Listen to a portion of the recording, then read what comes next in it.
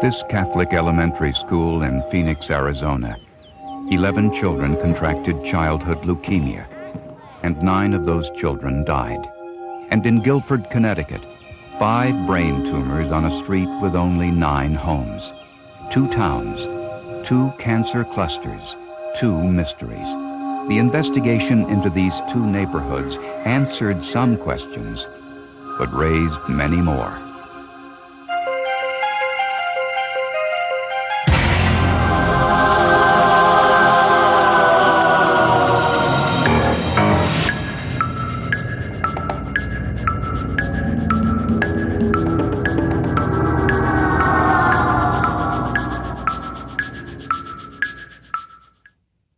Arizona has always been known for its warm, dry climate and clean desert air.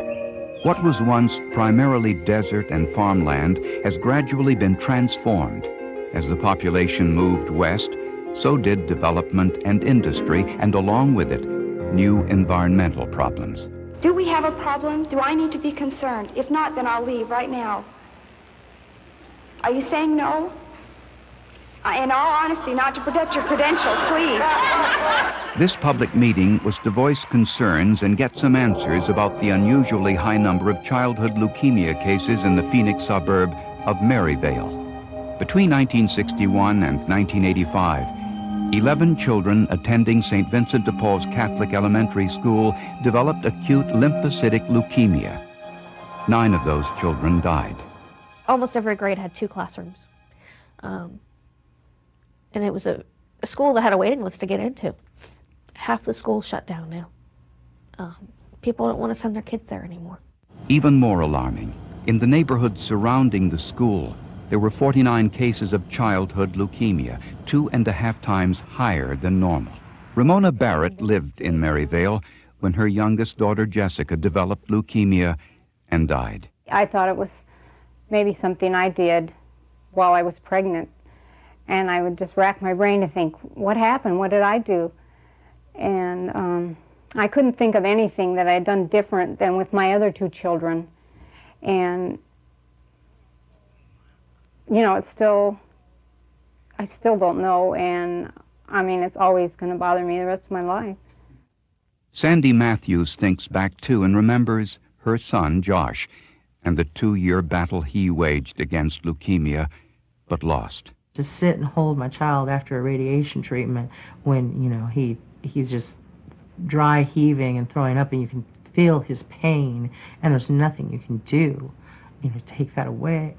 And that's what leukemia came to mean to us is, you know, watching a loss of life from somebody that was so alive. The Arizona State Health Department was alarmed.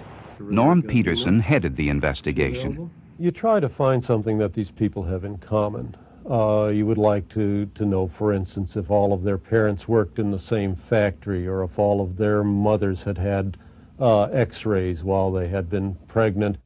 One of the first things investigators tried to discover, is this a true cancer cluster or a random occurrence? If the average rate of cancer in a city is 1 in every 10 households, for example, we assume that the distribution of those cancers will be more or less equal. But if it isn't, and the same number of cancer cases happen in a group or cluster, scientists try to figure out if it's because of chance or if there's a reason for the cluster. The rate of childhood leukemia in Maryvale was higher than it should have been, and the residents first suspected pollution. Well, there's a problem. There are studies that show benzene does cause childhood leukemia. Benzene comes from gasoline. Here's the kids. Here's the area where children have been dying of leukemia. Here's the gas storage facility right here. Do you think it's just coincidence? The tank farm near the cluster site was suspected of leaking benzene into the atmosphere. Benzene has been linked to leukemia, but not to the type found in the Maryvale cancer cluster. Cancer is cancer, whether it's leukemia, whether it's cancer of the brain, cancer of the skin, cancer of the stomach, cancer of the lungs. Cancer is cancer. But researchers say that isn't entirely correct. There are many different kinds of cancer with many different causes. For cancer to develop, 2 things must happen. First, a cell becomes damaged in some way by an inherited defect, or by something like radiation, a virus, or a chemical.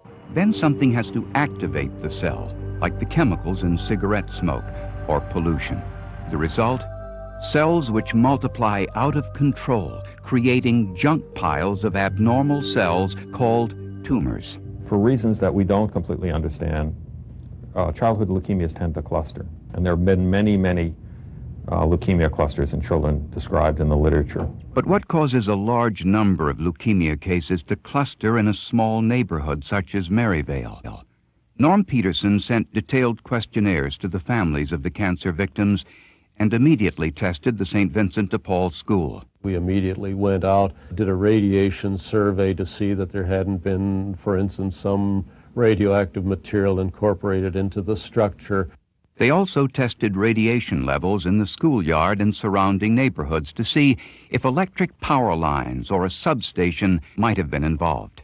Since much of Maryvale had been farmland back in the 60s and routinely sprayed with insecticides, could this have affected the drinking water? Some residents remembered contaminated wells closed by the city a few years earlier. The block I grew up on was right smack in the middle of it. It's, looking back, it's very scary, you know, to think that we lived with this and, you know, why. The citizens of Maryvale wanted answers. Their home values were tumbling, their children dying. What was causing the high rates of childhood leukemia at this Catholic elementary school in Arizona and in the surrounding neighborhood? It was a cancer cluster which took the lives of 32 children and hospitalized 17 others.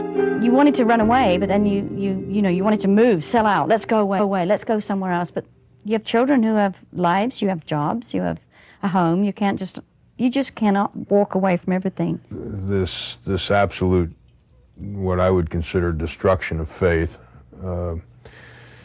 even with the church. Your children are in a Catholic school. You know, you're a practicing Catholic, you think, wow, you know, well, if nothing else, you know, Bishop O'Brien will stand there and say, well, maybe we better do something. Everywhere we turned, we ran into the same stone wall. It was a rate of cancer more than twice what it should have been, and the residents wanted to know what the state medical detectives were doing about it. My children go to St. Vincent de Paul. It was focused there. Are my children safe to play there, to drink the water? How long is it going to take? I mean, we're scared, especially since we've been there. When state epidemiologists reviewed the test results of St. Vincent de Paul School, they learned some shocking information. The air quality, drinking water, levels of pesticides and radiation were all within state and federal safety levels. And they noticed something else. These levels were below those found in other schools and in other neighborhoods. The nearby wells which had been contaminated were closed years earlier and weren't used for drinking water. The drinking water from Maryvale was tested and found to be safe. Next, Peterson and his staff investigated the local industries. We looked at industries from two aspects. We looked at them as sources of air pollution, and we basically went in and did an inventory of what they were releasing. But they could identify no toxins in amounts that could be linked with the excess cancers. Peterson was concerned that he might never find the cause of the cancer cluster. Cancer doesn't leave a fingerprint or clue of any kind as to what caused it. And unlike other illnesses, leukemia patients like Josh Phillips produce no antibodies to the cancer-causing agent. When you get into childhood leukemia, there are no nice, neat little antibodies to anything. There is nothing that says that leukemia is caused by radiation as opposed to being caused by benzene, as opposed to being caused by electromagnetic fields. So this becomes a much more difficult problem, and sort of the Achilles heel of environmental epidemiology really is trying to determine what somebody's exposure was many, many years ago. When the environmental studies couldn't find anything suspicious, Peterson decided to examine the homes where the cancer victims lived. Air, Dust, water, pesticides, heavy metals, and radiation from appliances were all tested to see if these homes differed in any way from others. Anything that has been shown in some previous study to have been somehow associated with an excess of childhood leukemia, we considered it. But it was of little help. After 10 years and over $2 million worth of investigation, the Arizona state officials couldn't find anything they could link to the cause of the cancer cluster. But the residents of Maryvale weren't satisfied. My question is, where is this lack of accepting responsibility in? I mean, when is enough enough? It's the same old question, and we never got an answer for that.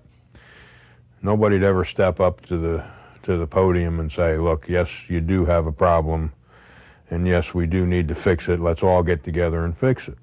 And how can you say that, you know, that doesn't come back to something? I mean, it has to come back to something in common for all these people. So that's what I feel. There's a lot of distrust of government. A lot of it is justified. And for the public to not trust us, this should not come as a surprise. And it now appears the cancer cluster has ended. Since 1986, the cancer rates in the area have dropped dramatically and are now among the lowest in the United States. Either the Maryvale cancer cluster was a random occurrence or the cancer-causing agent, if there was one, has long since gone. When we're trying to understand what caused a cancer pattern in a community, we're really trying to find out about an event that occurred 20 or 30 years ago. That's very difficult to do. Imagine what would happen, for example, if you had a mobile accident and instead of your bone breaking right away, it broke 30 years later. Right? And then when confronted with somebody with a broken bone, you had to think back over all the other things that might have happened to them over the intervening 20 or 30 years. But in another town, thousands of miles away, there was another cancer cluster. This time, residents had a suspect. While the residents of Maryvale, Arizona were living through their cancer cluster, another was developing in Connecticut. It was on this dead-end road, Meadow Street in Guilford, Connecticut, a working-class neighborhood in a mostly well-to-do town about 2 hours' drive outside of New York City. Out of 9 homes on this street, there have been 5 brain tumor cases. When Bob Hemstock heard of this unusually high number of brain tumors, he was alarmed. His son and granddaughter lived on Meadow Street. What is it about Meadow Street? That's probably the best question you could ever ask. Really don't know, except you have a lot of illnesses in a very short street. Residents were convinced they knew the cause of this high rate of cancer. They blamed the electric substation. It takes up one side of Meadow Street and sits only 100 feet away from the closest houses. Electrical substations transform high voltage power into lower voltages before going through residential power lines into homes. It's a big, noisy neighbor to the residents of Meadow Street, giving off high levels of electromagnetic energy which frightens even scientific researchers. I wouldn't want to live there. I'll tell you that. I wouldn't. And I certainly wouldn't want my children to be raising their children across the street from a substation. And as a matter of fact, when my daughter was buying a house in a working class section of Cambridge, I went to look at the house, and there was a step-down transformer outside the room, I would say 3 feet from the room that the baby was going to be in. And I was absolutely opposed to her putting a kid in there. Dr. Reba Goodman is a cell biologist at Columbia University. She is conducting research to see if electromagnetic fields can change our cells, making them more susceptible to cancer. With electromagnetic fields, a little bit can be bad, then there can be an increase which will have no effect, then there can be a greater increase that can be very bad, and the whole problem is to find the range within which these fields have an effect at the cellular level. Life on Meadow Street hasn't been the same since an article in the New Yorker magazine strongly suggested that electromagnetic fields from this substation might be responsible for the illnesses on Meadow Street. Jack Walston remembers Meadow Street. He grew up there, and when he married and started a family, he bought a house just down the street from his parents on Meadow Street. He blames the electric substation for the death of his entire family. His father died of a brain tumor at the age of 54. His sister died at the age of 54. And doctors removed a brain tumor from the front of Jack Walston's head. I was 35 years old when I had that operation. At that present time, this meningioma tumor that I had was the largest in the history of Yale New Haven Hospital, larger than a large grapefruit. Like I said, I do have a reoccurrence of it. Melissa Bullock was Jack Walston's next-door neighbor. She was a high school basketball star and straight-A student. She also developed a brain tumor at the age of 16, which required surgery and radiation, but she survived. In 1987, the local newspaper did a little investigation of its own and discovered this startling number of cancer cases, not only around the electric substation, but along the entire length of the high power lines throughout the state. I can give you name after name of people who lived along the power lines that have died with cancer, malignancy of some type, from one street to another. Some of them were relations, some of them were friends. We, as individuals, will never be able to prove that this is what does it, but I firmly believe this has got a lot to do with it. The electric company acknowledges that the levels of electromagnetic radiation are high at the substation itself, but that they drop off significantly further away. Bob Carberry is the manager of transmission lines and civil engineering for the power company. The levels that I've observed on Meadow Street due to power facilities are quite common. If there was a real problem here, it should be showing up in more places than Meadow Street. The power company says the levels of radiation near the Meadow Street homes are within the normal range. Within normal because radiation exists in nearly every home in the United States. It's produced by electrical wiring, appliances such as microwave ovens and even electric razors. But the electromagnetic radiation from a substation is constant, and the residents weren't convinced that their neighborhood was safe. The residents of Meadow Street wanted answers about the high number of brain tumors on their small street, and they wanted the word from Town Hall if the electric substation might be the cause. They gathered at a public meeting, anxious to hear what health officials had to say, and what they heard they couldn't accept. Our conclusion is that there is no cancer cluster on Meadow Street in Guilford. Even though there were 5 brain tumors on a street with only 9 homes, they said since the tumors were different, they didn't qualify as a cancer cluster.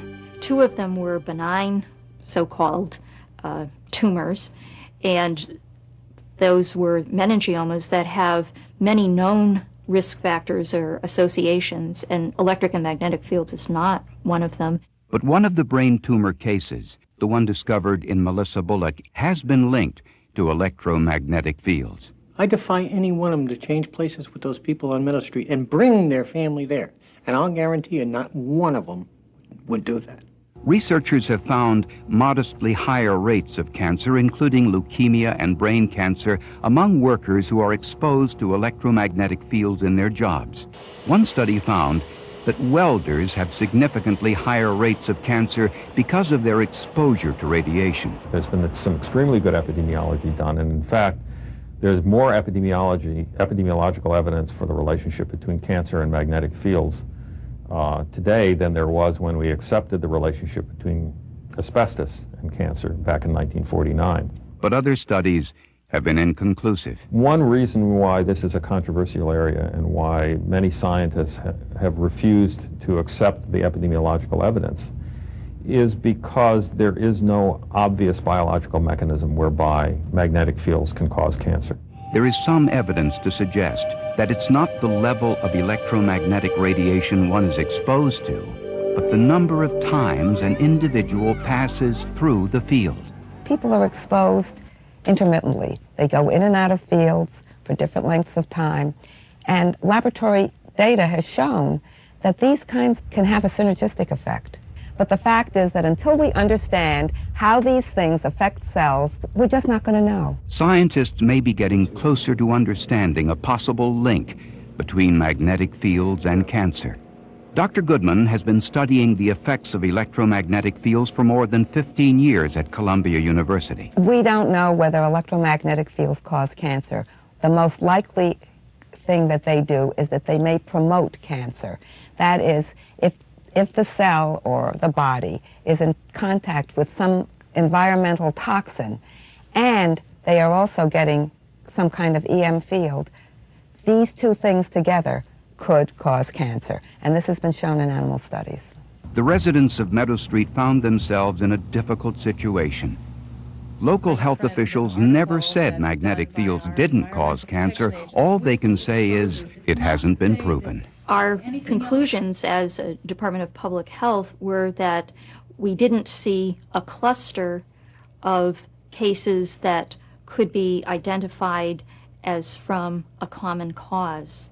But by the other same token, we couldn't say that they couldn't be related to electromagnetic fields or the electrical substation. It's my personal belief that when a biological mechanism is established, that there will be a very rapid conversion of the doubters of this effect. Right now, this is a controversial area. I think that in 5 years we'll know what this is all about. I'm very hopeful. But the scientists' opinions don't mean much to someone like Jack Walston, a man whose family and friends were ravaged by cancer. He already has his answer. In my opinion, I do believe the electromagnetic fields, low-level radiation, has a lot to do with it. There was a lot of illnesses on this particular street and the surrounding streets. And when there are 5 brain tumors on a street with only 9 homes, it's difficult for residents to accept that it's merely a coincidence. I felt as though there's too much that the average public doesn't know. And I wanted to get that word out that there was possibly an animal out there that was killing them and their kids and their family. I don't feel it's a natural thing for the cases in as many homes as there was, and I never will feel as though it's a natural thing. 2 cities, 2 cancer sites, and 2 unsolved medical mysteries. Public health officials can offer few answers for the residents of Meadow Street and Maryvale, Arizona. And with the lack of definitive information, the result is usually fear and anger. Over the past 22 years, the CDC has investigated over 108 cancer clusters throughout the United States and around the world. It's the premier medical investigative agency in the world. And it has never been able to find the cause for a single cancer cluster. Not one.